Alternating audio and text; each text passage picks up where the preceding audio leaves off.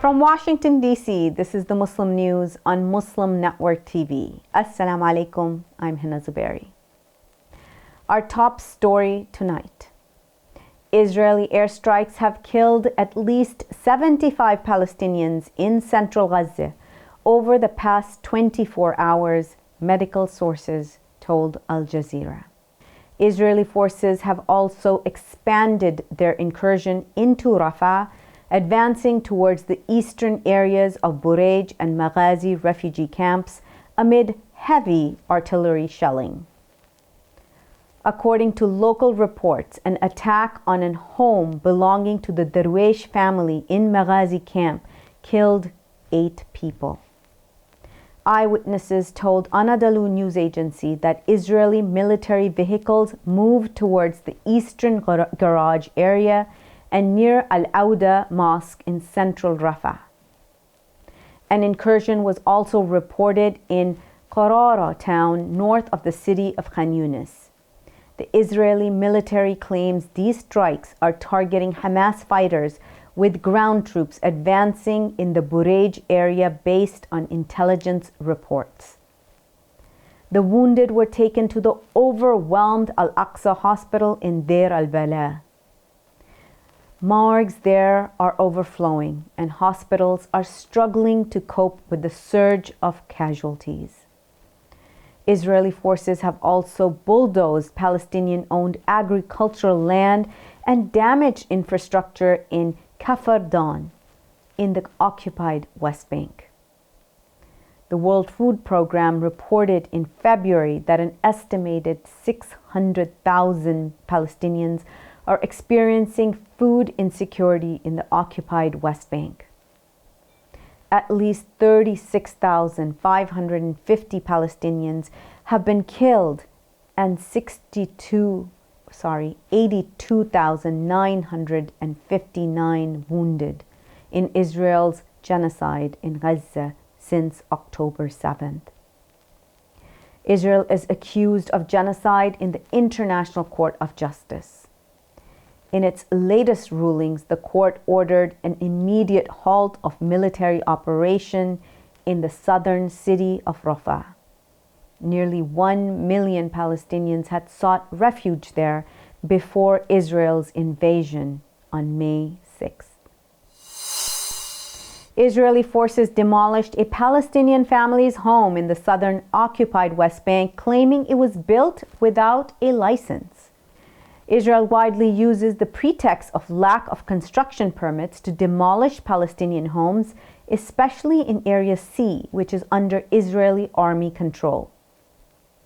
Under the 1995 Oslo Accords between Israel and the Palestine Liberation Organization, the West Bank, including East Jerusalem, was divided into 3 portions, areas A, B, and C.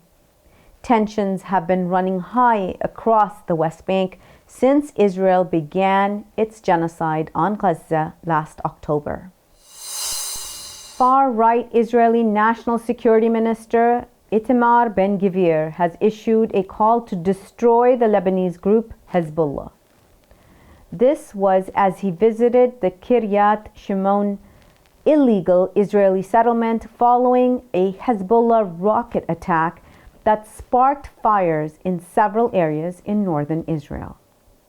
Israeli firefighting teams on Tuesday continued to battle fire that broke out as a result of rocket attacks from southern Lebanon. According to the Israeli ministry, 7 reserve soldiers and 9 civilians were injured slightly due to smoke inhalation.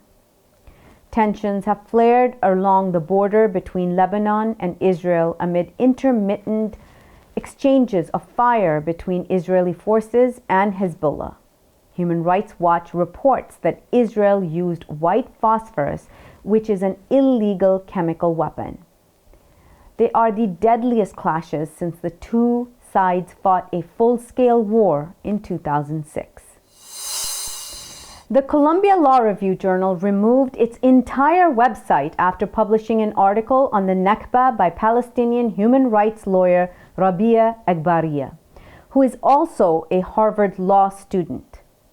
The Nakba, meaning catastrophe in Arabic, refers to the mass displacement of Palestinians during Israel's war on the region in 1947 and 48, which led to its establishment.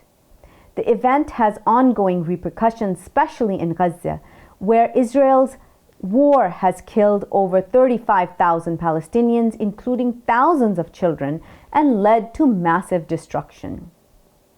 The article entitled Towards Nakba as a Legal Concept discusses the 1948 ethnic cleansing of Palestinians.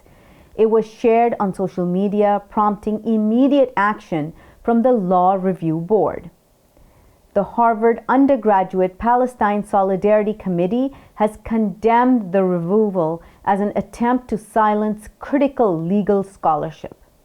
According to The Intercept, editors who opposed the board's decision were asked to resign. Established in 1901, the Columbia Law Review is a prestigious journal edited by Columbia Law School students. The House has approved a bill to sanction the International Criminal Court, or ICC, for issuing arrest warrants against Israeli Prime Minister Benjamin Netanyahu and other officials. The vote was 247 to 155, with 42 Democrats supporting and 2 Republicans voting present.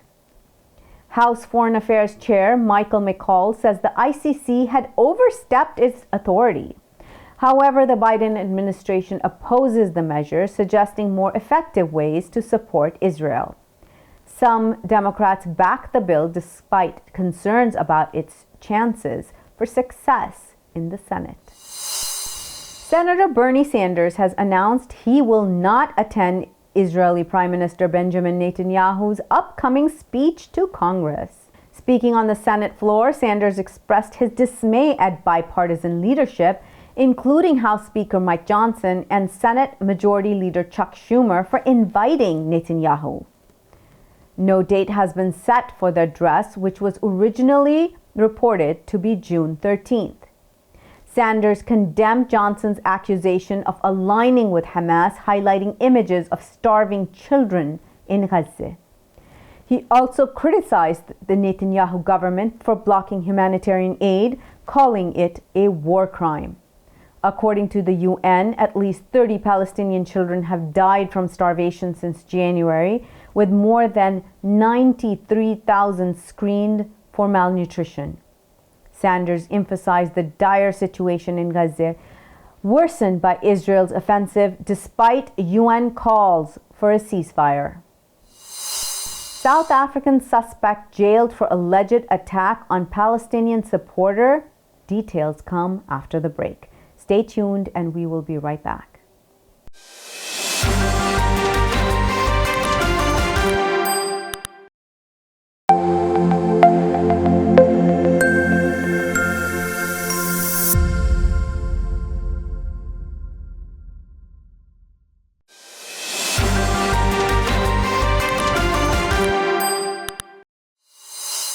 Welcome back. South African police have arrested a man for attacking a family because of their support for Palestine. Grayson Beers appeared before the Durban magistrate on charges of killing Halima Hussein Preston and critically injuring her husband.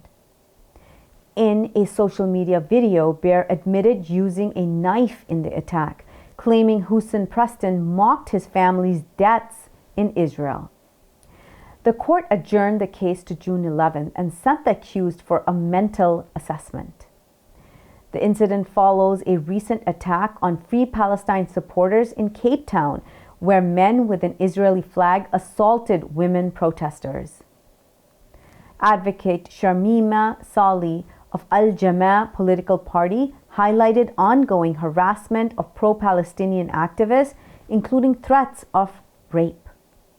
Rising violence against pro-Palestine supporters in South Africa remains a significant concern. The ACLU plans to sue President Joe Biden over a new executive order that restricts asylum from migrants crossing the southern border without authorization. Biden's order, similar to a Trump-era policy, uses Section 212F of the Immigration and Nationality Act to deny asylum when border encounters exceed 2,500 daily. The border will reopen only when numbers drop below 1,500. The ACLU argues this policy will endanger vulnerable migrants, forcing them into expedited deportations. Deidre Skifling of the ACLU criticized the policy, urging Biden to honor and restore asylum and adopt humane immigration solutions. The ACLU is advocating balanced and humane solutions, including improving processing at the ports of entry and addressing the immigration case backlog by investing in immigration court judges and legal representation. Critics likened Biden's approach to former President Donald Trump's, warning it will worsen risk for migrants and fail to fix the immigration system. More than 2,000 journalists have been killed globally in the past 20 years, averaging 100 deaths annually, according to the Press Emblem Campaign, or PEC. PEC President Blaise Lampin highlighted the ongoing issue of impunity for crimes against journalists, with conflicts in Iraq, Syria, Ukraine, and Gaza being the deadliest.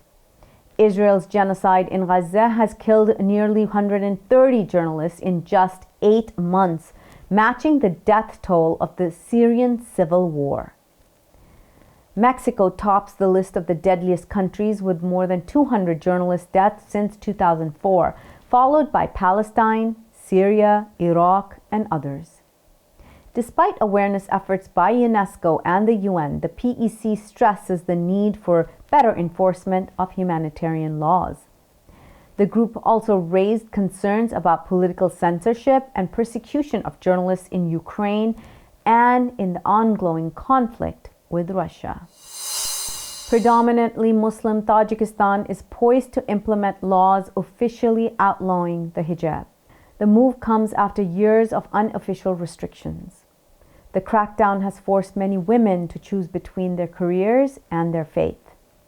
Despite no prior legislation banning Islamic attire, draft amendments to the law on traditions and celebrations have been adopted by the parliament. They target clothing deemed foreign to Tajik culture. These amendments include hefty fines for offenders, with penalties ranging from $740 for individuals to $5,400 for legal entities. President Emomali Rahman is expected to sign the bills into law. The movement's campaign to promote Tajik national dress dates back to 2007. That was when the Education Ministry first banned Islamic clothing and Western-style miniskirts for students. The government also unofficially banned thicker beards. There are reports of thousands of men being stopped and forcibly shaved by police. Despite resistance from those who advocate for freedom of choice in clothing, the amendments are seen as legalizing an existing ban that has been in place for years. The United Methodist Church has seen more than 1 million members leave following a rule change concerning premarital sex and LGBTQ+ inclusion. The recent General Conference held in Charlotte, North Carolina, saw a decisive vote of 692 to 51 in favor of repealing the ban on LGBTQ+ clergy. This move prompted the United Methodist Church in the Ivory Coast to leave the denomination. Formerly staunch conservatives have left the church in recent years, leading to a notable shift towards progressivism within the General Conference. The decision marks a pivotal moment in the church's history, highlighting the ongoing debate surrounding LGBTQ+ rights and religious doctrine. The representation of Muslims in the Indian parliament has declined, despite a resurgence of secular parties. The recent Indian election saw a reduction in the number of Muslim lawmakers, dropping from 26 to 24 in a 543-seat parliament. This represents 4.42% of the total seats, despite Muslims making up a significant portion of India's population at 220 million. During the campaign, due to Prime Minister Narendra Modi's repeated anti-Muslim rhetoric, secular parties also desisted to field Muslim candidates in the elections. Amongst the 24 Muslim MPs, the Congress Party had 7, the All India Trinamool Congress has 5, and the Samajwadi Party has 4. Notably, the representation includes 2 women, Ikra Chaudhry from Uttar Pradesh and Sajda Ahmed from West Bengal. The U.S. has immense potential for geothermal energy extracted from the Earth's crust. Groundbreaking research undertaken by GeoMap under Project Inner Space has found significant geothermal hotspots across the country. The report highlights how U.S. military bases, coal plants, and industrial sites are situated above layers of hot rock, making them prime spots for clean energy production. Particularly in the western U.S., but also across colder regions in the east, significant geothermal hotspots have been identified. This revelation has sparked bipartisan interest with groups from fossil fuel companies to climate organizations and the Department of Energy investing in the sector. Jigar Shah of the Energy Department's Loan Programs Office projects that $25 billion investment over 5 years could lead to a significant expansion in geothermal energy production. It can power between 80 to 260 million households by mid-century with clean power. Finland is exploring a revolutionary approach to renewable energy storage. The innovative technology harnesses the thermal properties of beach sand to store and release heat. It offers a promising solution for stabilizing energy supplies from intermittent sources like solar and wind power. Sand batteries work by heating sand to high temperatures using surplus renewable energy. The stored heat is then converted back into energy when needed, providing a reliable and efficient energy supply. This method leverages the natural heat retention capabilities of sand, making it an inexpensive and eco-friendly option. Polar Night Energy in Finland and Energy Nest in Norway are leading the way in implementing sand battery technology for residential and commercial heating. While the technology shows great potential, further research and investment are essential to enable large-scale adoption. That's all from our Washington, D.C. studios tonight. Thank you for tuning in. You can subscribe to our YouTube channel and hit the bell icon for the latest updates. Your support is needed now more than ever to continue our mission of providing informative, educational, and inspiring content to Muslims in North America and around the world. Donate now by visiting muslimnetwork.tv/donate.